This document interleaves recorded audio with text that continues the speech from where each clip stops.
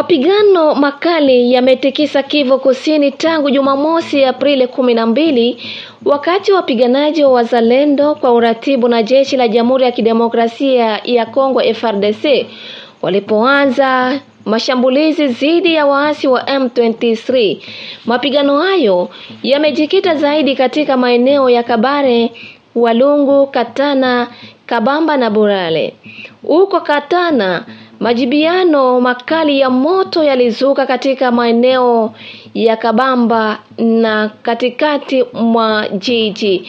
Kulingana na vyanzo vya ndani, Wazalendo walifanikiwa kuwatimua kwa muda wapiganaji wa M23 Jumamosi jioni, lakini mashambulio hayo yalipambana alfajiri ya Jumapili Aprili 13 na kuchukua tena nafasi zao za kimkakati.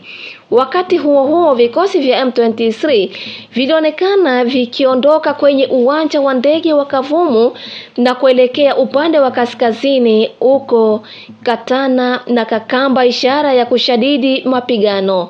Wazalendo kwa upande wao wanasonga mbele kuelekea uwanja huo wa ndege ambao sasa hauna watu. Huko Burale, eneo la Walungu, hali bado ni ya wasiwasi.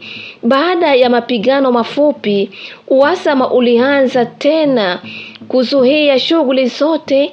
Nyumba ya wageni inayoshukiwa kuwa ni sehemu ya makazi ya M23 ilichoma moto pamoja na gari lililoegeshwa kwa karibu.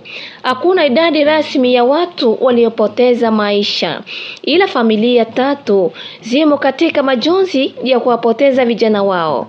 Mashambulizi haya yanafanyika wakati mazingira ya mvutano mpya, wakati Wazalendo hivi karibuni walishambulia tena maeneo kadhaa ya Kale na maeneo ya kimkakati ya Nyangezi, licha ya tishio la mara kwa mara la majibu kutoka kwa M23 inayoungwa mkono na Rwanda.